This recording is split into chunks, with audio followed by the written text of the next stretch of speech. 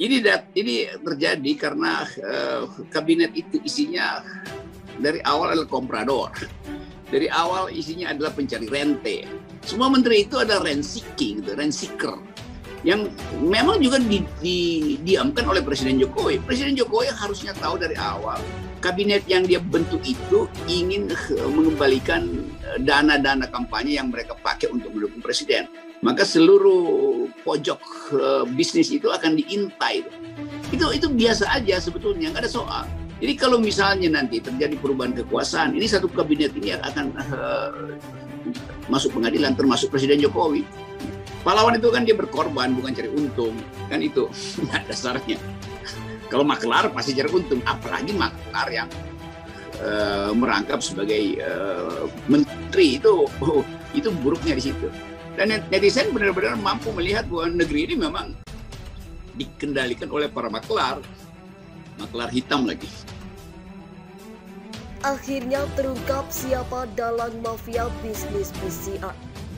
Jokowi wajib reshuffle kabinet yang terlibat bisnis PCR. Pendukung setia Presiden Jokowi ini hari-hari ini mendesak untuk ayo segera bersihkan kabinet dari orang-orang yang punya potensi untuk menjauhkan bahkan membajak pemerintahan ini dari cita-cita yang tertuang dalam visi ini.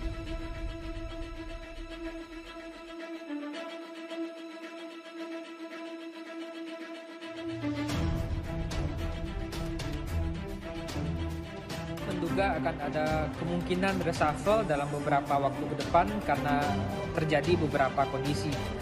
Pertama, saat ini sudah masuk tahun kedua periode jabatan Presiden Jokowi dan Ma'ruf Amin, dan menurut saya sudah waktu yang tepat bagi Presiden untuk mengevaluasi kinerja dan performa para menteri.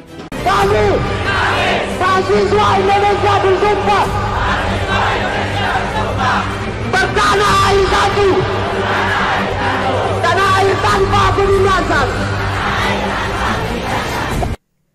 Iwan Sumule, apakah bisnis PCR Luhut Panjaitan atas petunjuk Bapak Presiden? Kelora.com. Di era Orde Baru, ada seorang menteri yang dikenal penurut sang Presiden Soeharto. Indikasinya setiap apa yang diomongkan selalu diawali atas petunjuk Bapak Presiden. Begitu urai Ketua Majelis Jaringan Aktivis Pro Demokrasi Iwan Sumule saat berbincang dengan kantor berita politik Airmo sesaat lalu, Minggu sore 7 November. Iwan Sumule pun bertanya-tanya, apakah laku menteri yang seperti itu kembali terjadi di era Presiden Joko Widodo, khususnya saat muncul dugaan perusahaan yang terafiliasi dengan nama menteri yang bergerak di bisnis PCR. Di era Presiden Jokowi, apakah yang dilakukan Luhut dan menteri-menteri lainnya dalam melakukan bisnis PCR, vaksin, obat dan lain-lain dan juga korupsi atas petunjuk Bapak Presiden? Tanyanya. Iwan Sumule mengingatkan bahwa perilaku menteri yang koruptif dan melakukan praktik KKN dalam mengelola negara bisa berdampak buruk bagi Presiden Jokowi. Apalagi jika mereka berorientasi bukan untuk memajukan kesejahteraan rakyat, melainkan untuk memperkaya diri sendiri maupun kelompoknya. Yang seperti ini bisa membuat Presiden Joko Widodo menjadi presiden pertama yang diadili dan dipenjara, bukan saja atas tindakan korupsi, tapi juga atas kejahatan-kejahatan kemanusiaan, tutupnya. Jika ingin dikenang sebagai presiden, Jokowi harus rombak kabinetnya. Pemerintahan Joko Widodo Ma'ruf Amin sudah berjalan 2 tahun lebih. Jika ingin dikenang masyarakat, Presiden Joko Widodo disarankan segera melakukan perombakan kabinetnya. Demikian pendapat pengamat politik Universitas Nasional, Andi Yusron saat berbincang dengan kantor berita politik Airmo, Minggu malam 7 November.